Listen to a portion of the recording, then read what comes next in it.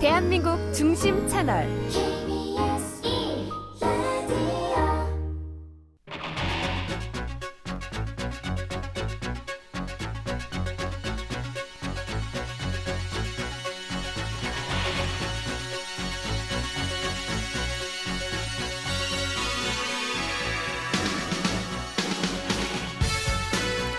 안녕하십니까. 성기영의 경제쇼 플러스 아나운서 성기영입니다. 2023년 올 한 해 전 세계는 미국의 연방준비제도의 입에 집중했습니다. 연준 의장의 입에서 나오는 말 한마디는 미국 증시는 물론이고 국내 증시를 울게도 웃게도 했기 때문이죠. 자, 연말 연초 제롬 파월 의장의 입에서는 과연 어떤 말이 나올까요? 오늘 성기영의 경제쇼 플러스에서는 올 한 해 금리 움직임을 결산해보고 2024년 금리 영향에 따라 어떤 투자 전략이 필요한지 함께 생각해보는 시간으로 마련합니다. 이 시간 유튜브로도 함께하겠습니다. 자, 이 자리에 두 분 모셨습니다. 이효석 업라이즈 이사, 정철진 경제평론가와 함께하겠습니다. 어서 나오십시오. 네, 안녕하세요. 네, 반갑습니다. 자, 연준 뭐 1년 내내 연준만 바라보며 산 것 같다 이런 생각이 들 정도거든요. 연준에서 나오는 말이 왜 이렇게 중요한 걸까요? 어느 분부터 말씀해 주시겠어요? 네, 저 먼저 말씀드리면 연준에서 작년부터 해가지고 금리를 굉장히 많이 올렸고요. 그러니까 금리를 올린 이유는 물가를 잡기 위해서잖아요. 근데 이제 물가가 지나치게 높았던 부분이 금리 인상으로 이어졌고, 근데 그 금리 인상이라는 것이 결국은 돈은 금리가 높은 대로 흐르거든요. 네.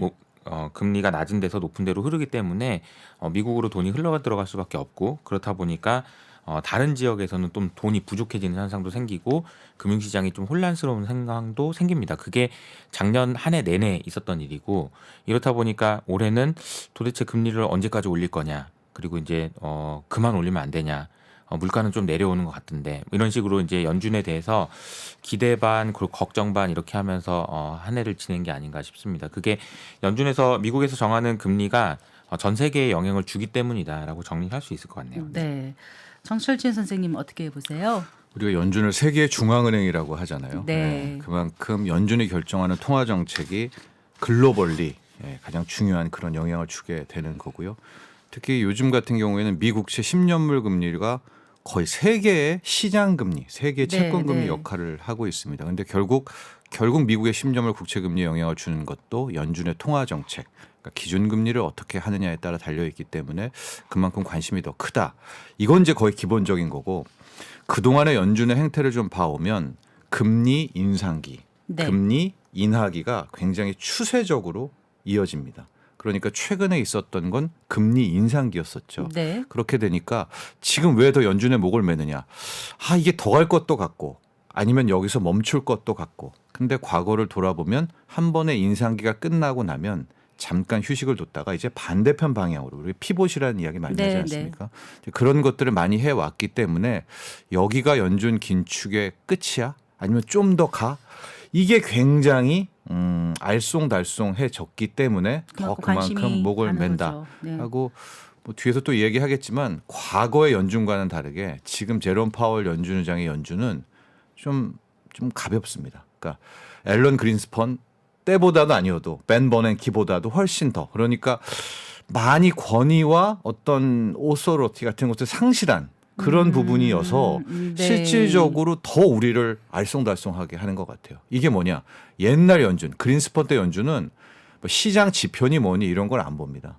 자기가 그러니까 연준 판단으로 인상이다 하면 일단 목표치까지 가요. 네. 그리고선 시장을 선도하는데, 지금 제롬 파월의 연준의 통화 정책은 지표 나오는 거 보고, 네. 고용시장 보고, 그러니까 이게 얼핏 합리적인 것 같은데요. 지금까지 연준과는 좀 다른 형태의 통화 정책이기 때문에 우리를 더 헷갈리게 한다. 그만큼 저는 이렇게 통화 봅니다. 정책을 결정하기 어렵다는 뜻일까요? 아니면 그렇게 자꾸 시그널을 주면서 어떤 방향으로 유도하고 싶은 걸까요? 잘 둘 모르겠습니다. 다일 것도 같은데요. 그러니까 통화 정책의 한계가 드디어 온 것 같아요. 요즘에 뭐 현대통화 이론 이렇게 나오면서 새로운 경제 이론이 나오는 것처럼 과거의 케인즈 혹은 고전주의 뭐 이런 통화 정책, 이런 메커니즘이 실제로 잘 안 맞습니다. 네. 그래서 연준도 이렇게 좀 흔들린다, 이런 해석도 가능할 것 같아요. 네.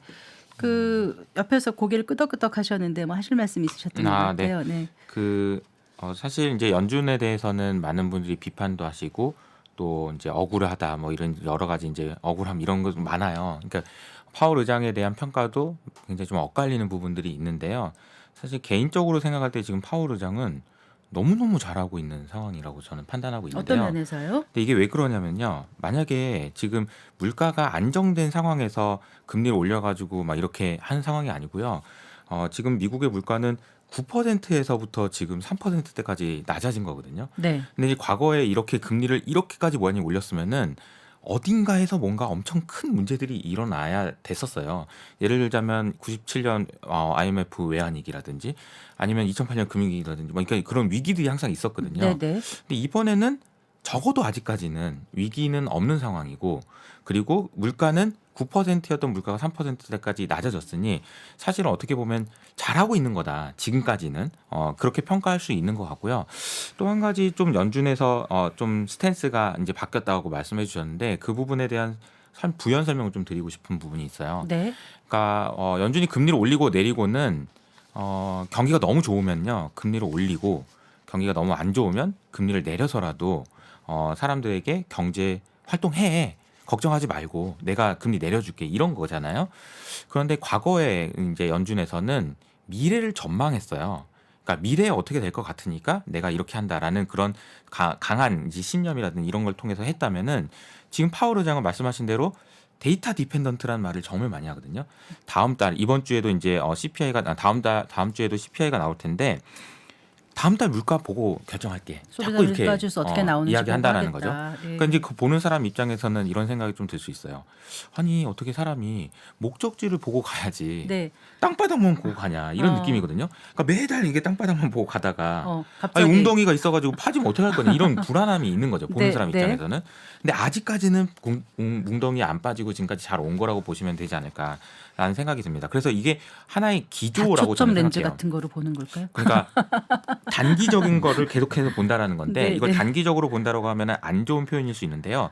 다른 표현으로 하자면은 미래를 내다보는 것이 아니고 현재에 더 집중하겠다라는 표현도 됩니다.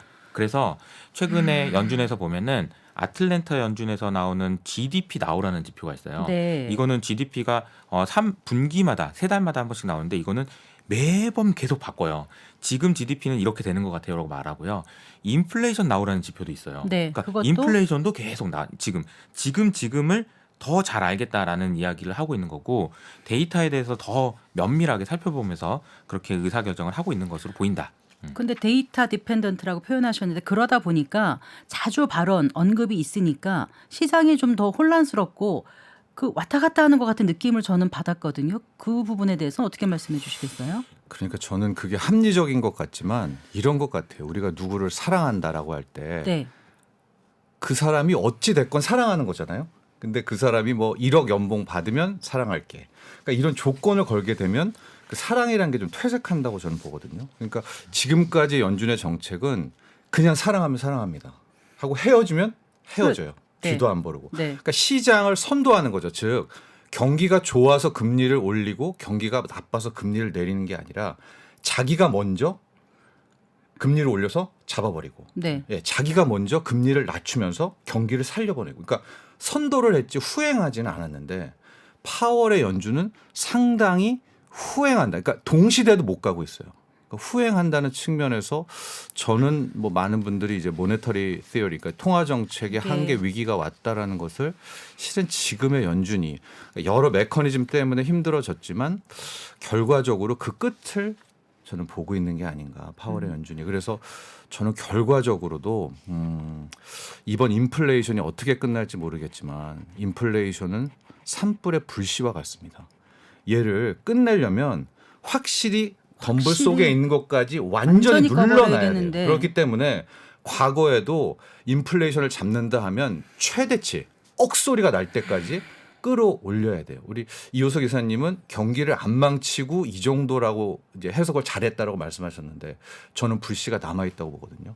그러니까 만에 안에 여기서 인플레가 또 가면 이제는 뒤통수 때립니다. 그러면 금리를 올리지도 못하죠. 왜냐하면 지금은 뭐 내릴래 올릴래 이런 상황. 그러니까 제가 좀 더 바랬던 것은 한두 번을 더 올려서 어디 한쪽은 정말 조금 사고를 나더라도 이때 크게 잡아놔야 네. 덜 다칩니다. 네. 근데 지금 딜레마는 여기서 유가도 배럴당 뭐 75달러 이 정도까지 와서 잡힌 것 같지만 만에 하나 또 유가 튀어올라. 또 이상기후로 또 곡물가 튀어올라. 그러니까 가래로 물가 또 막지 올라. 말고 호미를 미리 막자 이런 차원이신 거잖아요. 그러면 금리 네. 이제 어떻게 합니까? 이와 이중에 다시 올립니까? 그러면은 그 펜 훨씬 더 크기 이게 때문에 그러니까 이제 FRB 금통 FOMC 회의에서도 이런 논박이 계속 있겠죠. 그렇죠. 그분들도 계속해서 아마 올리지 않은 쪽들은 이제 저와 같은 생각을 했었을 텐데 네. 그거를 못 선택을 한 것 같아요. 그러면서 이제 파월 의장도 데이터를 보겠다라고 하는데 네. 그러는 순간이 저는 아까 사랑이라는 비유를 드렸지만 그건 퇴색입니다. 근데 그건 이제 사랑하지 금리를 않는 거예요. 올려서 물가를 잡자 이런 게 보통 우리가 흔히 말하는 매파. 근데 정확한 표현도 그건 아니에요. 그건 아닌가요? 금리를 올려서 네. 경기 어디 하나를 망가뜨려서 실은 물가를 잡았죠. 어쨌든 그게 매파라고 네, 하고 맞습니다. 그렇지 않은 반대쪽을 이제 비둘기파라고 하는데 최근에는 매파 쪽에서도 매파 쪽에서도 내년에 조기 금리 인하를 시사하는 발언을 했다 이렇게 얘기가 나오거든요. 그러니까 결국은 뭔가 좀 자꾸 이렇게 금리 인하가 될 것 같은 기대를 시장에 주고 있고 그렇거든요. 이제 연준의 통화 정책을 크게 보면 두 가지잖아요. 금리를 인상하느냐, 인하하느냐. 네. 근데 한 가지가 더 있죠. 동결하는 거죠. 그러니까 동결하는 것도 있고 언제까지 유지하느냐 이런 것도 있어서 사실은 변수가 1차원, 2차원, 그러니까 1차원에서 인상 아니면 인하 이게 아니고요. 좀 더 많은 차원의 그런 통화 정책이 있다라고 보시는 게 일단 맞아요. 네. 그리고 이제 파월 의장의 워딩을 통해서도 여러 가지 시사점들을 우리가 확인하죠. 그러면 지금 현재 수준에서 봤을 때 시장의 생각은 지금 어떻게 돼 있냐면은 지난주에 금리 인상 가능성은 제로로 바뀌었습니다. 그러니까 금리 인상 가능성은요 이제는 없어졌다라고 보시는 게 맞습니다. 그리고 매파 중에 매파, 그러니까 가장 무섭게 금리를 올려야 된다고 이야기하셨던 분 중에 크리스토퍼 월러라는 네, 그분이 네. 있는데요. 네. 그분이 이제 지난주에 했던 이야기가 굉장히 중요한 말씀을 하시는데요. 첫 번째로는 내가 매파적으로 하고 금리를 올리긴 했는데 지금 상황을 보아하니 우리가 물가를 잡을 수 있는 아주 좋은 위치에 있다라는 표현을 쓰셨어요. 그러니까 잡을 수 있다라고 그 표현을 쓰면서 자신감이 있다라는 얘기를 했어요. 그 네, 얘기는 네. 아까 이제 뭐 불씨를 완전히 지펴놔야 된다라는 얘기를 하셨지만 그 부분에 대해서 고민을 한 끝에 나는 금리 인상을 더 안 해도 물가는 잡을 수 있을 것 같다라고 가장 매파적인 사람이 얘기했다는 데 의미가 있고요. 두 번째로는 이 표현도 하셨습니다. 앞으로 2, 3개월 안에, 그러니까 3개월에서 5개월 사이에도 계속해서 물가가 안정화되는 것이 확인된다면 네. 그때는 금리 인하도 고려할 수 있다. 네. 자, 그러면 지금이 12월이니까 한 3개월에서 5개월이면 내년 3월이면 네. 내년 5월이면 금리 인하 시작될 수도 있겠네라는 생각을 할 수 있다라는 거죠. 그리고 여기서 더 중요한 부연 설명을 붙였는데 그거는 뭐냐면은 그때 만약에 금리 인하를 하게 되면 그거는 경기 침체와 관계없는 금리 인하일 거다라고 얘기했어요. 자, 그러면 금리 인상을 하고 금리 인상을 하는 이유는 경기가 지금 고공행진하고 있기 때문이거든요. 경기가 지금 너무 좋아요. 그럼 경기가 너무 좋은 거를 낮추기 위해서 하는 건데 이게 이제 낮아지기 시작했다는 말이죠. 근데 이게 낮아지는 속도가 이렇게 되면은 이게 이제 경착륙을 하겠죠. 비행기가 착륙하다 이제 실패할 거 아닙니까? 그럼 이 비행기 각도를 이게 아니고 이렇게 한번 바꿔줘야 되거든요. 이 바꿔주는 그런 금리 인하를 하겠다는 얘기고 우리가 시장에서 기대하고 있는 그 금리 인하는 그런 금리 인하를 뭐라고 표현하냐면은 보험적인 금리 인하라고 표현합니다. 보험적 금리 인하. 네, 그러니까 경기가 침체된 다음에 아이고 큰일 났다. 후행적으로 이렇게 금리 인하를 하는 것이 아니고 보험적으로 경기가 빠르게 안정화되고 있으니 미리 금리를 인하해서 이 기술을 바꾸겠다라는 표현인 거고요. 크리스토퍼 월러가 이야기했던 내용이라든지 다른 연준 의원들이 얘기했던 걸 종합해 보면 보험적 금리 인하에 대한 이야기들이 앞으로 계속 나올 거고요. 네. 그렇게 된다면 금리 인하의 시점은 생각보다 빨라질 수 있을 것 같다라는 생각들을 지금 하고 있는 것 같습니다. 네. 자, 이제 2023년 한 해 금리 그 추이를 다시 한번 좀 되짚어봤으면 하는데 글로벌 경제가 내내 고금리로 고통받았지 않습니까? 고금리를 선택할 수밖에 없었던 이유를 다시 한번 좀 짚어봤으면 하거든요. 정철진 평론가님. 그 2022년으로 가야 되겠죠. 네, 네. 2022년에 실은 그때 연초만 해도 제 기억이 뭐 정확히 맞진 않을 텐데 그 2021년 말부터 인플레이션에 대한 논쟁은 분명히 있었었고요. 그럴 때마다 제롬 파월 연준 의장은 인플레이션은 아니다.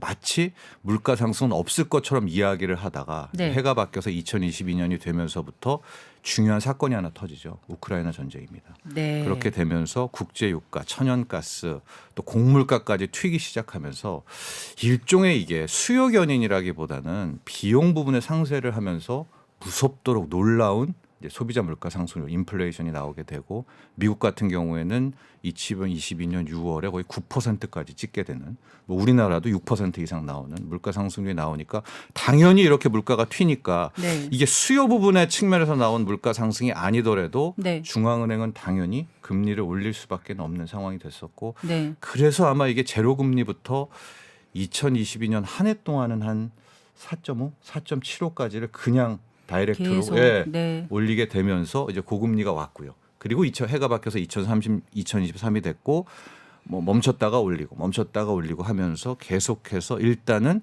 긴축 고금리가 이어져 왔다 이렇게 정리해 볼 수 있겠습니다. 그러면 지금의 그 인플레이션은 다 비용 측면의 인플레이션만은 아닌 거죠. 아니죠. 네. 미국 같은 경우에는 경기가 좋습니다. 네. 그렇기 때문에 미국은 작년에 그렇게 뜨거운 인플레가 나왔던 것은 그런 부분의 비용에다가 이제 고용 부분 또 그 품목으로 들어가면 렌트비, 중고차, 뭐 임금 상승률 뭐 이런 것들이 다 견인을 했다라고 볼 수가 있겠죠. 네. 근데 코로나 팬데믹 이후에 전에 볼 수 없었던 글로벌 유동성이 확대됐다 이렇게 얘기를 하잖아요. 그때 글로벌 유동성이 왜 확대됐던 거죠? 이제 그 인플레이션이 더 좋은 거야, 디플레이션이 더 좋은 거야, 아니면 더 안 좋은 거야 이렇게 질문을 해보면 우리가 보통 이제 디플레이션이 더 안 좋다라고 이야기하거든요. 그러니까 디플레이션이라는 것은 지속적으로 물가가 낮아지는 거예요. 네. 그러니까 싸지는 거죠 물건의 가격이. 그러니까 물건의 가격이 싸지게 되면은 내일 사죠, 아니면 내년에 사든지. 그러니까 어차피 더 싸질 텐데. 그 얘기는 수요가 계속해서 뒤로 미뤄진다는 얘기고 이것이 만연하게 되면 이제 일본처럼 계속해서 장기 저성장에 빠질 수 있기 때문에 네. 이건 약이 없다라고 얘기하거든요. 그러면 우리가 이제 코로나 때 이후에 이제 인플레이션에 대한 이야기를 굉장히 많이 해서 그렇지 그 전에는 디플레 전쟁이라는 얘기가 나왔었어요. 왜냐하면 전 세계적으로 저성장의 늪에 빠져서 네. 지금 전 세계가 일본처럼 된다라는 이야기가 나올 수 있을 정도였으니까요. 그런데 만약에 이제 이 유동성을 공급을 한다라는 말은 무슨 얘기냐면요. 인위적으로 물건의 가격을 올리는 거죠. 네. 다시 말하면 통화의 양을 늘리면 뭐든지 많으면 가치가 하락하잖아요. 네. 그러니까 화폐의 가치가 하락하는 겁니다. 네. 화폐의 가치를 하락시킴으로 인해서 물건의 가격이 가만히 있는 물건의 가격이 어느 정도 올라간 것처럼 보이게 만든다는 거죠. 네. 디플레이션을 막기 위해서 돈을 푸는 것은 물건의 가격을 올리는 그런 효과를 보겠다는 거고 그렇게 함으로써 사람들로 하여금 내일 사면은 더 싸지는 게 아니네. 지금 사야 그럼 되겠네. 지금 사야 되겠네라는 생각을 만들게 되는 거고 네. 그것 때문에 경기를 부양하는 효과가 있는 거죠. 그런데 이게 지나치다 보니까 문제가 생기는 거죠. 그러니까요. 예, 코로나 당시에는 우리가 이제 숫자를 좀 말씀드리면은 1914년에 연준이 생긴 이후로 한 100년 동안 늘어난 연준의 그 자산이 네. 1조 달러였는데요. 네. 코로나 당시에 한 3.5조 달러를 늘려서 4.5조 달러까지 죄송합니다. 그 금융위기 당시에 3.5조를 늘렸고요. 네. 네. 그리고 나서 이번에 코로나 때 또 다시 4조 달러 가까이 늘렸어요. 그러니까 네. 이게 100년 동안 늘린 게 그 정도인데 네. 지금 미국에서 풀어내는 그런 통화량은 정말 뭐 어마어마한 숫자다라고 볼 수 있다라는 거죠. 네. 그래서 그렇게 시중의 통화량이 너무 많이 늘어나니까 이제 긴축을 택할 수밖에 없었다는 말씀이신가요? 이제 그게 이제 결국 물가를 자극하고 물가를 자극했으니까. 여기서 또 전쟁도 터지면서 비용 네. 부분에서의 또 물가 상승도 나오게 됐고요. 이런 근데 것들이 이게 복합적이 계속 되는 거죠. 연결되는 것 같아요. 근데 긴축을 또 오래 하면 그게 또 부작용을 만들어내는 거 아닌가요? 맞습니다. 그게 이제 결국에 제가 앞서 금리 인상이 물가를 잡는다라고 이렇게 얘기는 하지만 중간 부분에 하나 있다는 게 금리를 세게 올릴수록 수요 부분의 한 부분을 파괴시키는 거죠. 그러면서 어디 하나가 망가지면 그걸 통해서 수요를 잡고 그럼 안 쓰게 되면 물가가 떨어질 거 아니겠습니까? 네. 수요가 떨어지면 이제 그런 식의 패턴들을 취한 거죠. 네. 네. 자, 오늘 성기영의 경제쇼 플러스에서는 그 미국의 금리 인하 가능성을 살펴보고 2023년 금리 흐름 어떻게 될지 전망해보는 시간으로 갖고 있습니다. 이효석 업라이즈 대표, 정철진 경제평론가와 함께하고 계십니다. 근데 이제 미국이 긴축 통화 정책 쓸 때마다 이게 전 세계에 많은 영향을 미치지 않습니까? 여러모로 특히 이제 환율에도 많은 영향을 미쳤는데요. 그 부분 잠깐 좀 짚어주실까요, 정철진 평론가님? 그러니까 작년 돌아보면 달러 인덱스 기준으로는 뭐 킹달러, 갓달러란 말도 나왔었죠. 네. 그때 114까지 올라간. 지금이 현재 뭐 103대까지 떨어졌었는데 그만큼 뭐 달러 유화 독전이었던 그런 우리가 작년 9월이었었나요? 기억해 보면 9월, 10월 가을 때였을 것 같습니다. 2022년 말씀하시는 네, 거죠? 2022년 그랬었고 네. 당시에 원달러 환율이 1,450원대까지 가면서 네. 그때 당시에는 뭐 유가도 죽고 주식도 죽고 뭐 다 그러면서 달러 하나만 살아남았고요. 결과적으로 우리가 이따가 부동산 이야기도 하겠지만 네. 그해 겨울, 그러니까 작년 12월부터 1월 같은 경우에는 우리나라 주택담보대출금리 상단이 거의 한 8%까지 7.8까지 가면서 부동산이 한번 완전히 1차 급락을 급락했었죠. 한번 했었던 네. 그런 상황도 나왔었기 때문에 그만큼 긴축의 무서움을 겪었던 이제 작년과 연초였었는데 네. 뭐 지금 아까도 우리 앵커도 이야기하셨지만 이제 금리 인하 뭐 이런 얘기들이 이제 솔솔솔 나오면서 자산 시장도 어느 정도 이제 기대를 하는 이제 그런 모습이 된 겁니다. 네. 환율 측면에서 말씀해 주실 건 없을까요? 그 환율은 달러를 보실 때 두 가지를 좀 보셔야 돼요. 그러니까 환율은 이제 상대적인 그런 평가를 하는 네. 거기 때문에 달러가 강세가 되면 이제 원화가 약세가 되는 거고 원화가 강세가 되면 달러가 약세가 되는 건데요. 달러만 갖는 좀 특이한 성격이 있어서 그것을 우리는 달러의 스마일 커브라고 이야기를 하거든요. 스마일 커브. 네. 근데 이게 뭐 달러가 미국 경제가 안 좋으면 달러가 약세고요. 미국 경제가 좋으면 달러가 강세예요. 그런데 이 미국 경제가 좋아야만 달러가 강세인 게 아니고요. 위기 상황일 때 또 달러가 강세입니다. 그러니까 달러 강세인 경우가 두 가지가 있다는 거죠. 미국의 상대적인 강세 혹은 사람들이 위험하다고 생각할 때 달러를 찾으니까. 네. 작년 같은 경우에는 미국 경제가 상대적으로 더 좋은 것도 있었지만 위기 상황이었기 때문에 달러에 대한 선호도가 너도 그래도 나도 달러가 달러를 더 선호하는 안전하다. 부분들이 있었기 때문에 달러가 네. 강세였고요. 작년하고 올해 비교해 보면 올해도 좀 뭐 어렵다라는 말이 나오지만 작년하고 비교하면 훨씬 낫죠. 여러 가지로 뭐 자산 가격도 그렇고 부동산도 어쨌든 작년보다는 훨씬 더 안정화됐다라고 본다면은 네. 이러한 불안 심리들이 없어지면서 달러가 좀 약해진 부분들이 있다라고 정리할 수 있을 것 같아요. 네. 그리고요. 그 연준 위원들이 통화 정책에 관련해서 공개 발언을 삼가는 게 뭐 블랙아웃이라는 건가요? 네, 그거는 연말에만 그렇습니까? 아니면은 항상 FOMC 회의 있고 그다음 회의 있을 때 사이사이에 얼마 동안 기간 동안 못 하게 하는 건가요? 어떻습니까? FOMC 회의 전에 네. 이제 말을 못 하게 하는 거죠. 왜냐하면은 말을 했을 때 생길 수 있는 좀 노이즈를 제거하기 위해서 FOMC 회의 전에 며칠간 뭐 일주일에서 보름 정도 사이 동안에는 말을 못 하도록.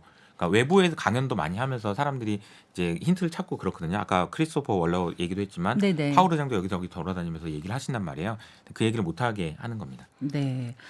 자, 그런데 지금까지는 이제 미국이 왜 금리 인상을 할 수밖에 없었는지 그리고 금리가 어쨌든 연말에 어떻게 될 건지에 대한 전망까지는 이제 해봤습니다. 근데 이제 기존에 미국 금리가 인상되면 우리도 같이 어느 정도는 인상해줘야 되고 또 떨어지면 좀 같이 떨어져주고 이랬었는데 이제 이게 그 동조화라 그럴까요? 뭐 이런 현상이었는데 올해 우리는 조금 좀 다른 방향으로 가지 않았나 싶어요. 네, 아마 그 한국은행의 탈동조와 네. 이런 부분에 대해서 이야기를 하는 것 같은데요. 크게 두 가지 측면을 좀 살펴봐야 될 것 같아요. 일단 미국의 기준금리가 5.5%, 네. 우리가 3.5%. 그러니까 미국이 우리보다 높죠. 그것도 네. 2%포인트 넘다는 안 가본 길을 가고 있는 이런 것 때문에 아마도 우리가 7번 연속 한국은행이 금통위에서 기준금리를 동결할 때 보면 많은 댓글들 또 국민들의 반응이 우리는 왜 안 올리느냐. 네. 우리는 더 올렸어야 되는데 우리는 왜 잡고 있지? 뭐 이런 부분을 이제 이야기를 하는데 실제적으로 이런 측면이 좀 있어요. 그러니까 금리를 올리고 뭐 내린다는 우리나라 입장에서 여러 측면이 있지만 금리 인상이라는 그 기본에는 해당 경제에 대한 자국에 대한 자신감 같은 거거든요. 그러니까 뭐 물가든 뭐든 해서 뭐 가계부채든 늘어나지만 금리를 올린다는 것은 네. 그만큼 해당 경제가 펀더멘탈이 되냐라는 측면이 있습니다. 네. 그러니까 미국의 연준이 5.5%까지 올렸다라는 것은 그건 실은 바꿔 생각하면 미국이 자국 경제에 대한 자신감이 있었다. 체력에 대한 자신감이 그렇습니다. 있다. 네. 고용이라든가 이런 부분. 근데 우리가 3.5에서도 계속 벌벌 떨고 못 올리는 것은 실은 심지어 경제 성장률 전망치를 하향 조정하면서도 붙잡고 있는 것은 네. 이제 그만큼 한국은행도 딜레마가 있었기 때문에 이런 식으로 우리는 계속 동결 행진을 하는 거다라는 측면을 하나를 그게 이제 첫 번째 포인트고요. 네. 근데 두 번째 포인트는 뭐냐면 11월 금통위 때 좀 특이한 현상이 일어났던 게 뭐냐면 한국은행이 기준금리를 동결을 했는데 네. 동결한 그날 우리나라 은행채 국고채 금리가 엄청나게 튀어버렸어요. 네. 그건 뭐냐? 그 전날 전전날 미국의 국채 금리가 튀어오르면서 네. 우리나라의 시장 금리라고 할 수 있는 채권 금리가 같이 올랐거든요. 네. 이게 한국은행 입장에서는 상당히 좀 뭐 한국은행이 속상할지 했는지 안 했는지 모르겠지만 한번 생각해볼 문제죠. 즉 네. 우리나라의 통화 정책은 한국은행이 결정하잖아요. 네. 그럼 한국은행이 또 동결을 했다란다면 적어도 며칠이라도 버텨줘야 될 텐데 네. 이제 우리나라의 채권 시장이라든가 시장은 오히려 세계의 시장 금리라고 할 수 있는 미국의 10년물 금리를 훨씬 더 따라 동조화를 하는 거예요. 그러니까 네. 이게 더 간다면 정말 이상한 일이 생기겠죠. 아예 우리는 계속 뭐 동결하고 있는데도 뭐 미국이 올린다면 미국 따라서 간다든가 우리는 심지어 뭐 인하했는데도 뭐 다르게 움직인다든가 그런 부분들은 실은 한국은행이 좀 생각해 봐야 될 그럴 대목도 그러니까 펀더멘털을 비교해서 미국과 우리의 고민이 클 수밖에 없다라고 그게 얘기하셨는데 이제 첫 번째가 탈동조화 이유고 네. 두 번째는 그럼에도 불구하고 네. 시장 금리는 따로 움직였다. 네. 예, 근데 우리가 금리를 올릴 수 없는 가장 그 취약점 펀더멘털은 뭐라고 보시는 거예요? 현재 우리 경제 성장률을 말해주죠. 올해 1.4% 1%대인데 반면에 일본도 2%잖아요. 미국도 2%대고 그만큼 올 한해 우리 한국 경제가 힘들었다. 뭐 이게 가장 큰 이유라고 볼 수가 있겠고요. 네. 두 번째는 가계부채인데 맞아요. 이건 네. 딜레마예요. 왜냐하면 올리자니 네. 저 1,800조가 넘는 가계부채 원리금 부담 특히 내년에 지금 뭐 한 목소리로 이야기하는 것이 소비 회복 부진이잖아요. 그러니까 그걸 생각하자니 올리기도 뭐하고. 네. 근데 이걸 또 내리거나 동결하자니 뭐 지금 매달 요달 11월은 좀 괜찮았지만 뭐 5조 대 3조 대씩 가계부채가 늘어나고 있어요. 예. 네. 이러지도 저러지도 인상도 인하도 못하는 그런 부분이 또 가계부채에서 함께 포함되어 있다. 이렇게 정리해 보겠습니다.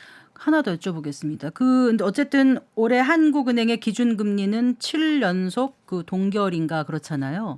그런데 시중의 대출금리는 또 올랐단 말이에요. 네. 그 사람들이 그래요. 이제 기준금리 동결이다. 가서 이제 은행에 가보자. 갔는데 내 거는 올랐다. 그게 제가 왜 그래요? 자꾸 네. 물어보는데 은행의 직원들이 설명해줘도 듣고 싶지도 않고 잘 모른다는 분들이 많으시거든요. 그게 제가 앞서 말했던 두 번째 포인트인데요. 네. 올 한 해를 놓고 보면 3월, 4월, 5월에는 네. 은행의 주택담보대출 금리가 3.5도 있었고요. 네. 신용 좋으신 분이 3.4도 빌렸습니다. 그러니까요. 네, 그때는 왜 그러느냐? 미국 국채 금리가 크게 떨어졌기 때문에 우리나라 5년물 은행채 금리가 상당히 같이 떨어졌고 그 다음부터 미 국채 금리가 실은 이스라엘 하마스 전쟁 터지고 한번 정말 무섭도록 올랐거든요. 네. 4.9%도 넘어가는 그때 우리나라 국고채 은행채도 난리가 난 거예요. 전체까지. 네. 그래서 제가 앞서 말한 것처럼 그 두 번째 포인트를 따라가고 있는. 그래서 한국은행이 기준금리를 7번 동결을 하든 뭐 나아가 8번 동결을 하든 오히려 시장은 미국의 채권 시장을 바라보고 있는 이런 딜레마가 있었던 겁니다. 그러면 앞으로 대출금리는 어떻게 될 거라고 보세요? 그러니까 이제 말씀해주신 내용들을 좀 부연 설명을 좀 드리면 네네. 금리라는 것이 지금 우리가 계속 얘기하고 있는 연준도 그렇고 한국은행도 그렇고 이 연준에서 그렇고 한국은행에서 올린다 내린다 그 인상한다 인하한데 그 금리는 기준 금리예요. 네네. 그러니까 이제 연준에서 생각하고 있는 그 기준이 되는 금리가 있고 우리나라도 그 기준이 되는 금리가 있어요. 그런데 말씀하셨던 대출 금리하고 이 기준 금리하고 차이는 뭐냐면은 네. 가산 금리라는 게 있는 거죠. 네네. 기준은 내가 여기다 잡아놨으니까 이거 한번 보고 판단해라. 네. 근데 시장에서 돈 빌려주고 할 때는 니네들끼리 알아서 해라는 네. 거예요. 은행에서 대출할 때는 니네들끼리 알아서 해. 근데 이번에 이제 최근에 연초에 금리가 낮아지는 것 같네라고 할 때는 이 가산 금리가 많이 낮아졌던 거였거든요. 그래서 여러 가지 정부에서 가계부채 문제, 그러니까 부동산 문제가 경착륙하는 것을 막기 위한 어떤 뭐 구두 개입이 있었는지 어쨌는지 모르겠지만 은행에서 가산 금리를 좀 낮추면서 대출 금리가 좀 싸지는 느낌이 드는데 네. 근데 이게 뭐냐면은 점점 이게 말씀하셨던 대로 가계부채가 늘어나는 것이 좀 걱정이 된다라고 하면 이거 기준금리는 놔두더라도 가산금리를 올림으로 거로. 통해서 금리를 조정할 수 있는 효과들이 있어요. 그러니까 네. 기준금리만 금리가 아니고 음. 여기에 가산금리가 정해진 것들이 우리가 피부로 느끼는 금리다라고 이해할 수 있습니다. 근데 여기서 말하는 가산금리는 굉장히 많은 요소들이 들어갑니다. 뭐 예를 들자면 은행에 있는 직원들 인건비 뭐 이런 것도 그렇죠. 들어갈 수 있을 거고 그 사람이 신용이 얼마나 되는지에 따라서 신용이 낮은 사람한테는 금리가 더 높게 적용될 거잖아요. 네. 그러니까 여러 가지 가산금리가 같이 정해져 있다라고 이해를 하시는 게 좋을 것 같고요. 그리고 이제 이번 금통위에서 한국은행 총재를 대상에게 기자분께서 이런 질문을 하셨어요. 가계부채 이렇게 계속 늘어나는데 이거 어떻게 하려고 그러냐. 좀 줄여야 되는 거 아니냐라는 얘기를 하셨는데 하는 총재님이 이렇게 대답하셨죠. 그러다 큰일 납니다. 이렇게 얘기하셨어요. 뭐가 그러다 큰일 나요? 가계부채 줄인다고요? 그러다 큰일 나요. 이렇게 얘기하셨거든요. 이창용 네. 총재께서요? 그러니까 이게 이제 야, 무슨 얘기야? 그럼 가계부채 늘리라는 얘기야? 그 얘기 아니니까 조금 더 들어보세요. 네. 그 얘기가 아닙니다. 네. 그 얘기는 아니에요. 무슨 얘기냐면요. 과거에 우리나라의 가계부채의 증가율을 보면요. GDP의 성장률보다 항상 더 높았어요. 네, 네. 그리고 우리나라에서 가계부채가 줄어든 해가 있었냐? 한 번도 없었습니다. 없었어요. 1997년에 그때 당시 한 번 있었고요. 작년에 조금 있지 않았나요? 줄진 않고 거의 유지되는 정도. 그랬나요? 그러니까 이제 성장률이 둔화되는 건 맞는데 네. 가계부채를 줄여라는 아니라는 거죠. 이게 증가율이 약간 둔화되지만 증가율을 줄여서, 여전히 증가세다. 그러니까 네. 증가율을 GDP 성장률만큼으로 줄여서 네. 이게 GDP 대비 가계부채의 비중이 좀 줄어드는 효과를 보도록 한다라는 건 맞지만 네. 가계부채까지 줄이라고 하는 거는 좀 너무 과도한 얘기다라는 이야기를 하셨거든요. 저는 근데 이것도 되게 중요한 포인트라고 그 얘기를 생각합니다. 하신 이유는요? 가계부채를 이제 가계부채 문제가 없다, 괜찮다라는 얘기는 절대 아니고요. 네. 다만 우리가 봐야 되는 관전 포인트는 성장률을 줄여야 된다라는 거죠. 가계부채가 증가하는 속도를 줄여야 되는 거고 네. 조금만 뭐 이게 완화되는 모습이 나오면은 또 부채가 늘어나고 이런 문제들이 계속해서 반복되다 보니까 앞서 말씀드린 대로 기준금리뿐만 아니라 가산금리라든지 다양한 정책 대응을 통해서 가계부채가 증가하는 속도를 완만하게 만드는 정책들은 계속 써야 된다라는 이야기입니다. 네. 어쨌거나 대출 금리가 조금 좀 인하될 거란 기대는 있지 않습니까? 근데 인하가 되더라도 크게 인하되지는 않을 거라는 게 금융권의 생각인 것 같은데요. 근데 저는 약간 좀 달라요. 그래요? 네, 평론가님. 네. 그래서 우리 이 이사님께서 이제 가산금리를 얘기했지만 저는 가산금리도 중요하지만 훨씬 더 중요한 조달금리 자체 폭이 정말 결정타라고 네, 보고 네. 있거든요. 그게 무슨 네. 얘기냐? 앞서 우리가 작년에 3월, 4월, 5월을 봤지만 10년물 금리가 다시 한번 4% 밑으로 떨어지게 된다면 네. 3.8대까지 미국의 10년물 금리입니다. 네. 그럼 우리나라 국고채 은행채가 그야말로 드라마틱하게 떨어지거든요. 네. 그렇게 될 경우에는 실질적으로 상당폭 대출 금리도 특히 주담대 금리도 떨어질 수가 있습니다. 은행권의 그 자금 조달 비용 지수 자체가 떨어지니까 그렇습니다. 그러니까 거기엔 뭐 네. 가산금리를 더 붙이든 덜 붙이든 게다가 특히 은행권에서 뭐 꼭 그렇지는 않겠지만은 지금 뭐 선거를 앞두고 당국에서도 은행 뭐 횡재세 등등으로 압박을 하지 않습니까? 여기에서 정말 가산금리도 못 붙이는 행태까지 나오게 된다면 자체 조달금리도 왕창 떨어지는데 실은 가산금리까지 떨어진다면 상당 부분의 대출금리 하락도 볼 수가 있기 때문에 가산금리를 거의 넣지 않고는 은행이 장사를 못 하잖아요. 그런 자체지만 조달금리가 그냥 떨어져 버린다면 네네. 이야기는 또 달라집니다. 그래서 지금 뭐 내년 부동산, 내년 주식 얘기를 하는데 저는 10년물 국채금리가 네. 거의 내년 상반기는 상당 부분 자산 시장과 여기를 좌우할 수 있다라고 보는 게 지금 이제 4.3, 4.1, 4.2 이제 여기 레인지라면 실질적으로 아직도 주식이라든가 부동산 자체는 희망은 없어 보이는데 내년 전망을 하는데 근데 만에 네. 하나 여러 가지 요인에 의해서 뭐 중국이 다시 사준다든가 아니면은 뭐 진짜 인하를 하는지 모르겠지만 뭐 인하를 한다던가라고 치게 되면 10년물 금리가 처음 4%를 깨고 내려올 때 네. 한 3.8 레벨 내려오는 요 시점에 실은 우리나라의 대출 금리도 상당 부분 떨어질 겁니다. 인하될 그래서 것이다. 실은 우리가 대출 많이 지신 분들은 지금 아주 귀가 번쩍하시겠어요. 매일 아침마다 10년물 금리를 확인하셔가지고 앞자리가 3자리로 바뀌는지를 그거를 보시면 그러니까 한은의 기준금리가 얼마다 이거 보지 말고 그게 더 정확한 지표일 수 있다 이 말씀이신 거잖아요. 저는 그렇습니다. 왜냐하면 이미 네. 기준금리라는 것보다는 시장금리, 채권금리 영향이 훨씬 더 커졌기 때문에 저는 오히려 그런 쪽의 시나리오를 보고 있고 네. 저 개인적인 뷰는 저는 내년에 4%는 깨질 거라고 보거든요. 10년물 금리가. 그러니까 저는 그래서- 이제 이 질문을 네. 드리려고 했거든요. 2023년 금리 전망 어떻게 하십니까? 오릅니까? 내립니까? 어디에 베팅하십니까? 여쭤보려고 했는데 이미 말씀하셨어요. 저는 네.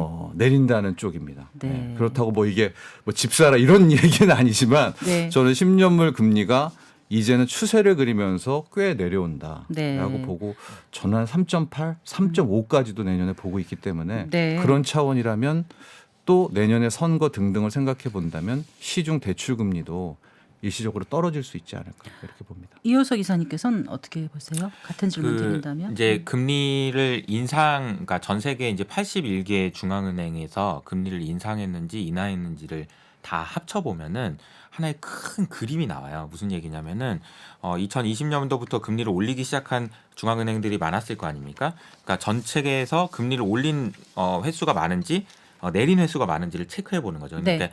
이 숫자가 계속 늘어나다가 이게 줄어들었고 얼마 전에는 금리 인하를 하는 나라가 금리 인상을 하는 나라를 처음으로 넘어섰습니다. 아, 그러니까 이거는 굉장히 큰 사이클의 변화라고 보시는 게 맞는 것 같고요. 네. 지금 우리가 연준 이야기하고 한은도 많이 얘기했지만 전 세계적으로 봐도 지금은 금리 인하를 하는 나라들이 더 많아졌어요. 네. 그러니까 이거는 제가 비유로 하면 이렇게 설명할 수 있을 것 같아요. 금리 인상하는 건 너무 힘든 일이니까 이 비유가 적절한지 모르겠지만 제가 어렸을 때 이제 아버지랑 이제 목욕탕에 가면 이제 뜨거운 물에 들어가잖아요. 네. 근데 뜨거운 물에 들어가면 이제 아버지는 이제 시원하다. 시원하다 그렇게 하고 있지만 저 같은 경우는 이제 좀 지쳐가지고 먼저 이제 뛰어나오는 그런 네. 경우가 있잖아요. 네. 그러니까 지금 미국에서는 아직 인하를 안 했잖아요. 근데 이제 신흥국 이제 아이라고 생각할 수 있겠죠. 어른이고 선진국을.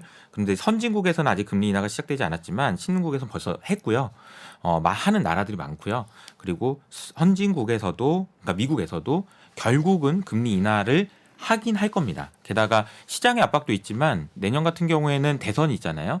그러니까 대선에서 이제 총선이요? 미국 대선 아, 있습니다. 죄송합니다. 미국 네. 11월 달에 미국 대선이 굉장히 내년 전망할 때 중요한데 네, 네. 바이든의 입장에서 한번 생각을 해볼 필요가 있어요. 바이든이라면 지금의 좋은 경제가 계속되기를 너무 바랄 겁니다. 왜냐하면 미국의 경제가 좋은 상황에서 재선에 실패하는 경우가 거의 없었거든요. 그러니까 네. 바이든 입장에서는 무조건 미국 경제가 계속 좋아야 돼요. 그런데 지금 4분기부터 미국 경제가 둔화되기 시작한단 말이에요. 둔화되고 하다가 내년 11월쯤 됐는데 어이구 경기 침체가 왔네 이런 얘기가 나오면 정권이 바뀔 수밖에 없거든요. 그러니까 연준을 압박하는 수위가 네. 시장에서도 힘드니까 빨리 금리 인하해줘. 저 애들 나갔어. 신흥국 다 금리 내렸어. 우리도 내리자 뿐만 아니라 정부에서도 보험적 금리 인하라는 말까지 붙여가면서라도 금리를 인하하려는 압박들은 굉장히 강해질 것 같아요. 그러나 금리 인하 압박이 강해진다고 해서 무조건 금리 인하는 하는 건 아니죠. 파월 입장에서는 계속해서 버티려고 할 거고요. 이것을 어디까지 버틸 수 있는지를 확인하는 것이 중요한데 만약에 파월 입장에서 금리를 인하하라고 그러고 시장에서도 인하해도 된다고 하고 물가도 낮아진 것 같아서 인하를 했어요. 네. 근데 다시 물가가 올라 버립니다. 만약에 네. 하반기 때 그러면 이러면은 또- 정말 파월은 역사의 길이 남을 최악의 연준 의원이 되는 거예요. 연준 의장이 되는 거예요. 되는 거예요. 그럴 수는 없잖아요. 그러니까 아마 파월 의장이 버틸 만큼 버티려고 노력할 텐데 제 생각엔 그 버티는 기간이 내년 3월에서 5월 사이에 가장 강할 것 같고 네. 인하 가능성이 그때가 가장 높을 텐데 시장의 금리는 연준이 금리를 내리기 전에 먼저 내려갈 가능성이 높기 때문에 말씀 주신 것과 크게 차이가 없는데 네. 내년에 금리는 조금 낮아질 가능성이 높다라고 보시는 게 맞는 것 같습니다. 네. 자, 오늘 성기영의 경제쇼 플러스에서는 미국 금리 인하 가능성 살펴보고요. 2024년 금리 흐름 어떻게 될지 전망해보고 있습니다. 정철진 경제평론가 그리고 이효석 업라이즈 대표와 함께하고 계십니다.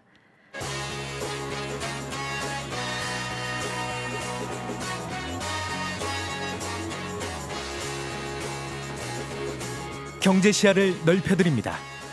투자의 지름길을 안내합니다. 돈 되는 정보를 발견하는 시간. KBS 1라디오 경제쇼. 그 금리 인하가 경제에 미치는 영향이 어느 정도일지는 나중에 지나 보면은 알 것 같아요. 네. 근데 일단 대세는 인하 쪽으로 갈 것 같다라고 두 분께서 지금 말씀을 해주셨습니다. 자, 그러면 이제 경제 주체들은 앞으로 어떻게 해야 될 것인가라는 생각을 좀 해봐야 될 것 같아요. 특히 투자자 입장에서 자산 관리하는 분들의 입장에서요. 연말이면 보통 산타 랠리 뭐 이런 얘기 하지 않습니까? 그 부분 어떻게 좀 기대해도 좋을까요?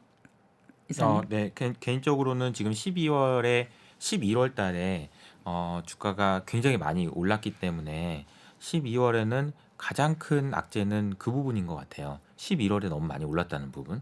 네. 그래서 11월에 너무 많이 오른 부분들이 소화되는 과정이 좀 필요할 것 같고요.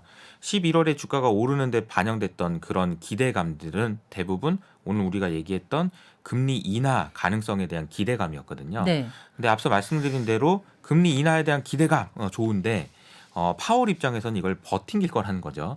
그래서 다음 주에 있을 FOMC 회의에서도 파월이 뭐라고 얘기하든 시장이 안 믿을 수 있으나 파월은 어쨌든 좀 더 강한 어조로 그 정도는 아니다라는 얘기를 할 가능성이 높습니다. 네. 월스트리트 저널의 닉 티밀하우스 기자라는 분이 있어요. 이분이 네네. 이제 파월의 대변인으로 잘 알려져 있죠. 이분이 얼마 전에 쓴 그 기사에 보면은 제목이 이렇게 돼 있습니다. 사람들은 다 알고 있다. 연준이 금리를 더 이상 못 올린다는 것을. 그러나 파월은 그렇게 얘기하고 싶어 하지 않는 것 같다. 그렇게 얘기하는 것을 주저하는 것 같다라고 얘기했죠. 그래서 say so 라고 얘기하기를 그렇게 얘기하는 거를 주저하고 있다. 그래서 그럼 say so가 아니고 그러면 say no라고 해야 되나? 뭐 이런 생각이 좀 드는데 네. 어쨌든 지금 상황은 그런 상황이고요. 예, 그래서 예. 그 부분이 반영됐고 주가가 많이 올라서 좀 쉬어가는 구간이 있긴 하겠지만 12월 월간으로 보면은 주식장은 좀 좋은 흐름이 나오지 않을까. 그런 노이즈들만 해소된다면 소화된다면 다시 또 주가는 오를 수 있을 것 같다라는 생각을 할 수 있을 것 같습니다. 전통적으로 금리가 인하되면 주식시장은 어떻게 움직여요? 금리 인하는 실은 그 정말 시계열 상관계수를 넓혀보면 네. 주식시장의 악재입니다.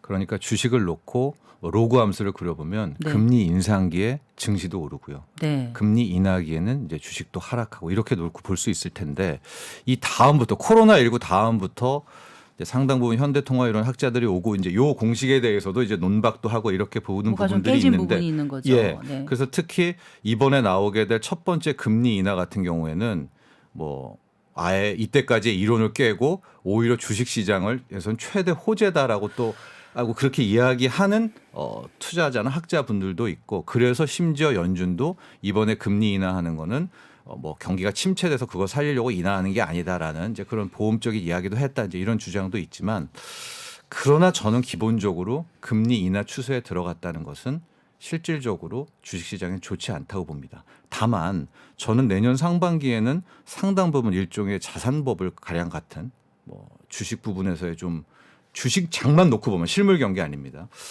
호재라고 놓고 보는 게 파월 의장이 실질적으로 금리를 내리든 안 내리든 그걸 3월에 내리든 5월에 내리든 저는 12월 FOMC 끝나고 내년 초임만 들어가서 한 가지 전제 조건이 있긴 한데 국제 유가가 네. 여기에만 갖춰준다면 네. 배럴당 $80, 80달러, $85에만 네. 유가를 여름까지만 잡아둘 수 그 이상만 있다면 안 올라간다면 예, 네. 물가 상승률은 또 전년 동기 대비 또 안정된 것처럼 보이거든요. 그렇게 되면 시장은 일단 파월을 안 믿을 것 같아요.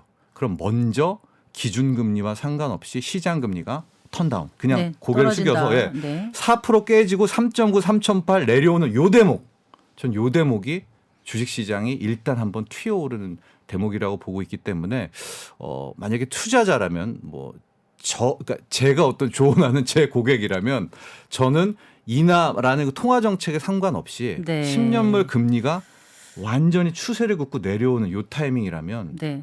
주식을 해야 주식은 되는 해야 게 된다. 맞다고 보고요. 막상 첫 번째 금리 인하가 왔을 때는 저는 한 번은 쉬고 보자. 왜냐하면 역대적으로 금리 인하 자체 부분은 증시에는 악재였기 악재였기 때문에 때문에 뭐 요번은 다르다 요번은 다르다 하니까 한번 보자. 그리고 나서 이번은 진짜 다르네 하면 이제까지의 먼저 시장 금리가 떨어졌을 때 벌어들인 게 있으니까 네네. 그 플러스 다시 좀 더 쉬었다가 들어가도 된다라고 해서 저는 기본적으로 올 연말 산타랠리 여부와 상관없이 네. 내년 5월 길게는 여름까지는 주식시장은 나쁘지 않을 것이다. 이렇게 봅니다. 이효성 이사님 증권사에도 계셨었잖아요. 네. 어떻게 보세요? 그러니까 금리하고 주가의 상관관계를 생각을 해보면 금리가 올라야 주가가 오르는지 빠져야 주가가 오르는지 그 로직이 중요해요. 근데 만약에 금리가 경기가 좋아서 돈을 빌리려는 사람이 많아서 오르는 경우다라고 네. 한다면은 경기가 좋으니까 주가도 주가도 오르네 오른다. 이렇게 설명할 수 있는 거고요. 금리가 빠져야 주가가 오른다라는 논리는 뭐냐면은 이 금리는 할인율이기 때문에 네. 할인율이 낮아지면은 올라가는 거거든요. 네. 백화점에서 세일을 덜합니다. 가격이 올라가는 거죠. 네. 2월 상품이니까 세일 많이 합니다. 가격이 빠지는 건 똑같습니다. 그러니까 네. 금리가 내려갈 때 주가가 오른다라는 얘기는 이 두 번째 이야기거든요. 근데 지금 최근에 보면은 월가에서 작년에도 이야기가 많이 나왔던 부분이긴 한데 우리가 말하는 경제라는 것과 이 주식이라는 것이 과연 상관관계가 있는 건가라는 고민을 해봐야 되는 거예요. 무슨 얘기냐면요. 경제가 좋으면 주가가 오르고 경제가 안 좋으면 주가가 빠져야 되잖아요. 근데 그게 아닙니다. 경제가 안 좋은데 주가가 올라요. 계속 10년 동안. 왜 그런 일이 생기냐면 경제가 안 좋으면 연준이 돈을 푸니까. 그러니까 주가가 오르는 거예요. 네. 이 논리가 하나 들어가가지고 지금 들어가는 부분인데 네. 그래서 금리를 인하한다, 금리가 낮아진다, 혹은 통화량이 늘어난다, 부양책을 쓴다. 이건 주가 상승이라고 지금 다 박혀져 있는 상황이거든요. 네. 그래서 이게 너무 괴리가 크다라는 겁니다. 그래서 주가는 어쨌든 부양책의 방향으로 선회했다라는 것 자체가 네. 주식시장에는 긍정적으로 볼 수 있을 것 같습니다. 네.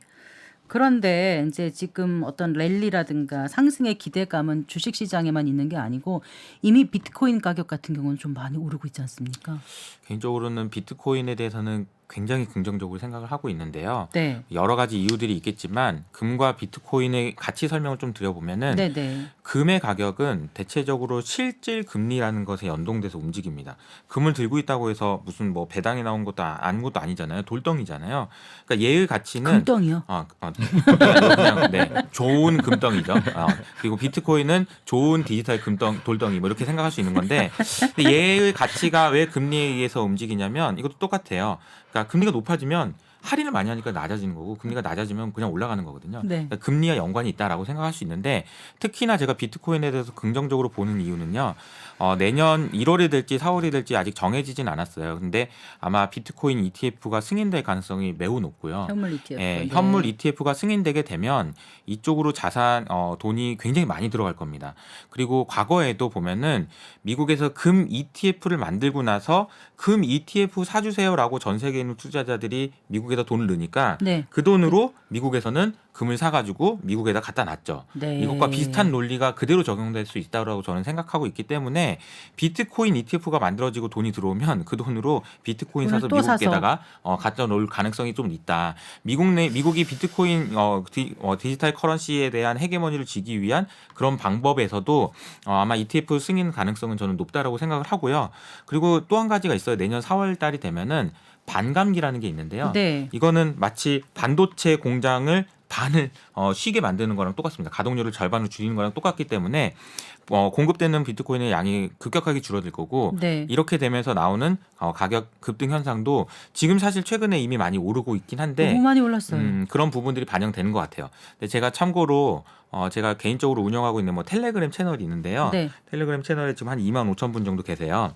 근데 이제 제가 얼마 전에 한 2주 전인가 네. 설문조사를 한번 했습니다. 한 2,000분 정도가 응답해 주셨는데 무슨 질문을 드렸냐면은 여러분의 금융자산 중에서 비트코인의 비중이 얼마예요? 라고 물어봤어요. 네. 근데 여기는 지금 투자 진짜 많이 하시는 분들이 이제 텔레그램 채널에 계시는데 55%가 하나도 없는데요. 없다고요. 네. 네, 저는 하나도 없는 55%를 갖고 있다고 깜짝 놀랐어요. 네, 그래서 이제 뭐 그 비중이 매우 낮아요. 그러니까 이제 무슨 얘기냐면은 가격은 많이 올랐는데 네. 작년 말에 너무 안 좋은 기억이 있다 보니까 아직도 제대로 들고 있는 사람은 없는 그런 상황이라고 보시면 되고 네. ETF마저 승인이 되게 되면 아마 가격은 좀 더 오를 가능성이 높다라고 생각을 하고 있습니다. 네.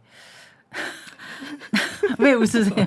너무 많이 해요. 근데 주변에도 보면은 비트코인 많이 올라서 기분 좋아라고 얘기하는 사람은 거의 없어요. 없잖아요. 네. 네. 비트코인 한다고 얘기들도 잘 안 해요. 숨기죠. 네.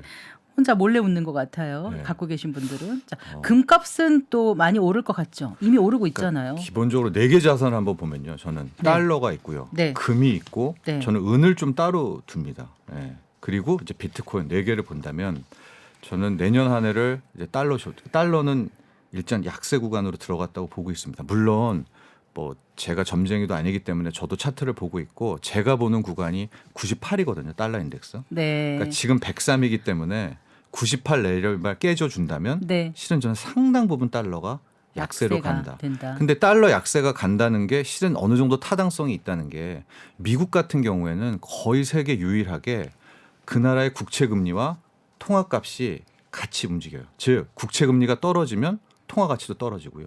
미국만 거의 그래요. 거의 유사합니다. 금리가 올라가면 달러도 강세인데 어쨌든 저는 금리가 떨어진다고 보고 있기 때문에 10년물 금리가 달러가 약세입니다. 이제 달러가 약세 됐어. 그럼 이제 달러 아웃. 그리고 금은 비트코인이 남잖아요. 최근에 금값 열풍 해가지고 뭐 2,000달러를 돌파를 했습니다. 지금 뭐 심리적 저항선이 2,100도 트라이 하려고 하고 있는데 온스당 기준 말씀하시는 온스당이요. 거죠? 네. 저는 금이 먼저 출발했다고 보고 있고요. 네. 그래서 저는 금도 일단은 스테이. 네. 그리고 이제 저는 오히려 은을 가장 주력군으로 뽑고 은 있고요. 가격은 신경 안 써봤는데요. 왜냐하면 금은비라는 게 있는데 이상하게 국제 은값이 한 7년 동안 못 올라요. 네. 그거에 대한 뭐 나중에 시간이 있으면 말씀드리겠지만 뭐 JP 모건 때문이다, 뭐 누가 선물로 누른다 여러 가지 음모론도 있기 때문에 있지만 어쨌든 금은비 대비 은값은 상당 부분 지금 뭐 온스당 23달러, 24달러 수준은 낮거든요. 왜냐하면 네. 금이 역사적 신고가를 갔는데 은은 역사적 신고가가 한 40달러 되거든요. 네, 온스당. 네. 그래서 저는 은을 베스트로 뽑고 비트코인 같은 경우에 제가 요번에 상승 끝을 봤던 게 이제 차트로 봤을 때요. 네. 42,000달러입니다. 근데 지금 42,000을 천을 깼다가 깼잖아요. 41,000, 42,000 여기 랠리를 보고 있는데 네. 실제 이제 저는 비트코인이 먼저 줬다고 생각하거든요. 금처럼. 그러니까 네. 앞서 이제 우리 이사님이 이제 반감기 얘기, 현물 ETF 얘기도 해주셨지만 그 부분을 반영해서 더 오를 수도 있고 그 부분을 앞당겨서 미리 올랐을 수도 있다. 두 가지 가정이 가능한데 저는 달러가 아직 약세가 안 됐잖아요. 달러 약세를 생각해서 먼저 오른 게 금과 비트코인이라고 보고 있고 저는 아까 말한 네 가지 중에서 은과 주식은 아직 못 올랐다고 보고 있어서 저는 지금 비트코인은 저는 안 점점 더 들어갑니다. 헛갈리네 이렇게 저는 말씀하시니까. 그래서 오히려 차라리 그 정도의 리스크 테이커라면 주식을 한번 하고 많이 속았다는 우리 국장 코스피를 한번 올해 내년 상반기야말로 한번 편하게 할 수 있지 않을까. 그러나 그것도 계속 말씀드리지만 미국의 10년물 금리가 떨어지는 거 보고 네. 예, 그런 조건을 걸고 싶습니다. 3.8 정도로 4 깨지면 다 깨지면. 4% 깨지면 네. 그런데 이제 이런 거 있잖아요. 뭐든지 싸게 사는 게 중요하다. 은 싸게 살 수 있어요. 지금 말씀하신 대로. 저는 은은 싸다고 봅니다. 네, 현재가. 싸는데 비트코인은 지금 비싸잖아요. 네. 근데 그게 꼭 맞을까요? 나중에 지나고 보면 그때가 쌌다 이러지 않을까요? 이런 질문을 또 한번 드려보는 거예요. 그러니까 네. 비트코인은 그냥 쉽게 생각하셔서 살 사람이 많으면 올라가는 거고요. 팔 사람이 많으면 빠지는 거예요. 네. 그러니까 근데 지금 말씀드린 대로 가지고 있는 사람이 없어요. 근데 사람 심리가 되게 이상합니다. 빠질 때는 안 보고 싶고요. 지금 우리가 비트코인 이야기하는 것도 올랐으니까 얘기하는 거거든요. 올랐으니까 관심 있고 제 주변에서 정말 투자 열심히 하시는 분들이 정말 많은데 이제야 살까? 지금이라도? 제가 이제 올해 내내 비트코인 좋다고 말씀드렸고 네. 올해 비트코인의 가격이 140%가 올랐어요. 네. 변동성도 심지어 주식보다 낮았어요. 네. 그런데 지금 이제 사람들이 지금이라도 사야 되나? 이 질문을 지금부터 하고 계신 것 같아요. 네. 그래서 가격이 많이 올랐다는 부분이 부담이 되는 건 분명히 맞고요. 그래서 이 비트코인 가격 변동성이 크기 때문에 뭐 20-30%의 조정 언제든지 가능합니다. 그 이상도 가능하고요. 네. 그렇기 때문에 저는 항상 이 비트코인을 일정 부분 자신의 자산으로 가지고 있어라라고 말씀드리고 싶어요.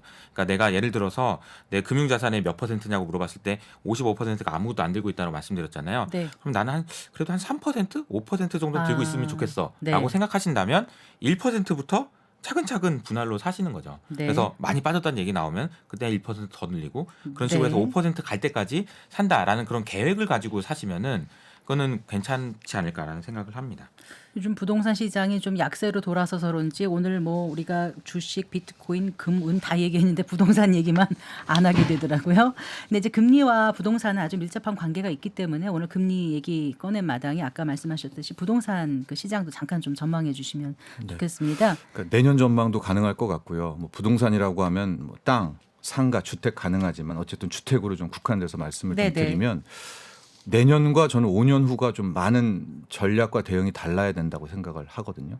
5년은 좀 더 길게 보면 저는 한 2028에서 2030년 네, 이후에죠. 왜냐하면 우리가 집을 살 경우에는 뭐 어쨌든 5년은 이상은 바라보니까 제가 1971년생인데 저랑 같이 태어났던 친구가 한 108만 명 정도가 되는 것 같아요. 네. 근데 이게 82년생 김지영을 기점으로 60만으로 떨어지고 네. 90년대 이후에 40만이 됐다가 이제 작년이 24만 명이 됩니다. 네. 예. 그러니까 이미 우리나라는 2021년부터 인구 순감 국가가 됐고요.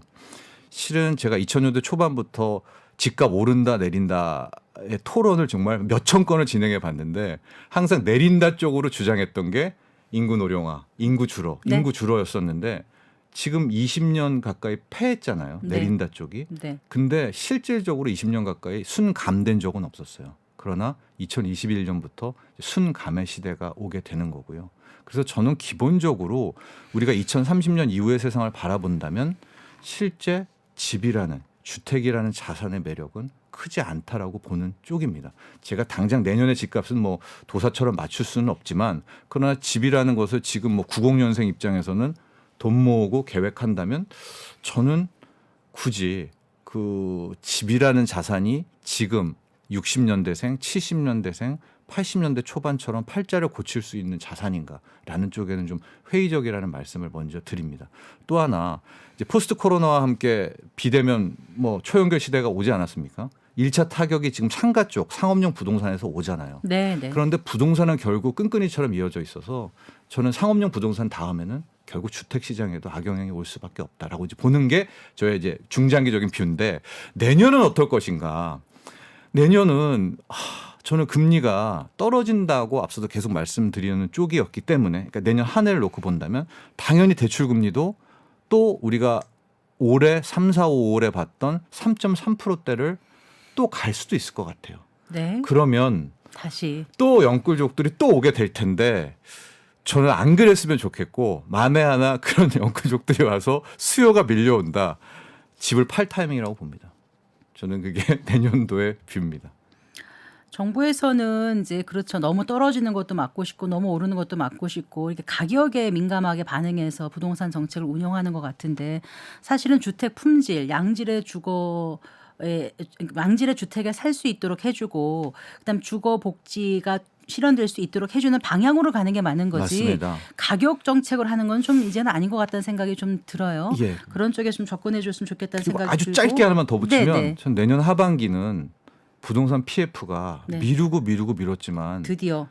결국 내년 하반기를 못 넘길 것 같거든요. 10월, 11월 이후까지는. 네. 그러면 어쨌든 부동산 PF라는 게 주택시장과 무관하다고 할지언정 결국 거기서부터 시작된 뭐 부동산의 타격, 자금 경색 이런 것들의 우려가 바로 내년 하반기에 또 도사리고 있기 때문에 뭐 기존에 집이 있으신 분들은 상관없지만 이 금리가 이제 떨어져서 대출금리 떨어진다고 하더라도 영끌해서 들어갈 그럴 필요는 저는 없다고 보는 쪽입니다. 네. 예. 부동산 얘기도 뭐 하려면은 끝없이 해야 될 텐데 지금 시간이 부족해서 이제 마지막 질문 두 분께 드리겠습니다. 어쨌든 내년에는 금리가 인하될 거라는 쪽으로 두 분 말씀을 해 주셨고요. 네, 하락이라는 표현을 저는 쓰고 싶습니다. 하락. 네. 하락으로 말씀을 해 주셨고요. 자, 그렇다면 2024년에 개인들은 재무 계획을 어떻게 세우면 좋을지 뭐 대출 받으신 분들도 계시고 또 투자하시려는 분들도 계실 테고. 예. 말씀해 주시면 저는 이제 이렇게 표현을 드리는데 stay AI 그리고 hedge with BTC 이렇게 말씀드리고 싶어요. 그러니까 AI가 올해 정말 좋았어요. 네. 근데 내년에도 좋을 것 같고요. 그런데 올해랑은 좀 다른 식으로 좋을 것 같습니다. 올해는 AI를 가능하도록 만들어주는 애들이 좋았어요. 네. 그래서 엔비디아의 GPU가 너무나도 필요했던 거고요. 그렇죠. 그리고 하이닉스의 HBM이 너무나도 필요했던 겁니다. 네. 그래서 AI를 가능하도록 만들어주는 애들에 대한 수혜가 굉장히 컸다면 내년부터는 이 AI로 만들어지는 제품이나 서비스 혹은 엄청나게 높은 비용을 감축할 수 있는 회사들 이런 네. 쪽에서 기회를 찾아야 된다고 생각합니다. 그리고 결국 키워드는 AI라고 생각하고요. 이 AI 혁명이 저는 뭐 이제 막 시작한 부분이기 때문에 네. 반드시 AI에 머물러 있어야 된다. AI와 관련된 얘기들을 계속해서 들으시고 내 생활에는 어떤 영향을 주는지 고민하시고 하셔야 된다는 말씀을 꼭 드리고 싶고요. 두 번째로는 해지로 비트코인으로 해지하라는 얘기를 했는데 저는 내년 시장이 아까 뭐 금리가 안정화되고 여러 가지 이야기를 했지만 개인적으로는 안 좋아지는 우리가 지금 예상하지 못했던 변수들이 굉장히 많이 나올 수 있다고 생각해요. 네. 대표적인 게 지정학 리스크 때문에 생기는 전쟁이 될 수도 있는 거고요. 아니면은 재정 정책에 문제가 생겨서 여러 가지 부채 이슈가 생길 수도 있습니다. 근데 그럴 때마다 우리 자산을 지켜줄 수 있는 것은 저는 비트코인이라고 생각하기 때문에 네. 저는 비트코인이 그런 의미에서는 나중에는 종국에는 안전자산까지 될 수 있다라고 생각을 하고 있거든요. 네. 그래서 저는 비트코인과 AI 두 가지를 말씀을 좀 드리고 싶어요. Stay AI, Hedge with BTC. 예.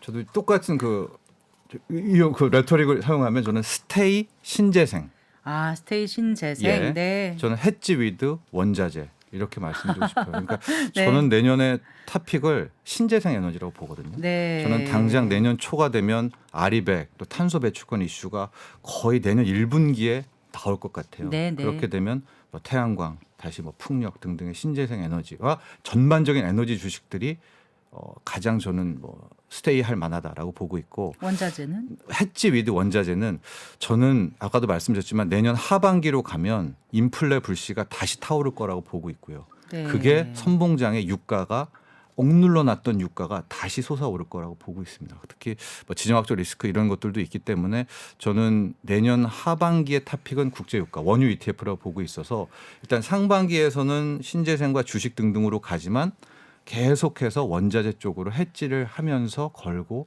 가는 그런 전략을 저는 뭐 생각하고 있습니다. 네. 신재생 AI 원자재 BTC. 네, 이 시간 청취하시는 분들 좀 기억해 두시면 좋을 것 같습니다.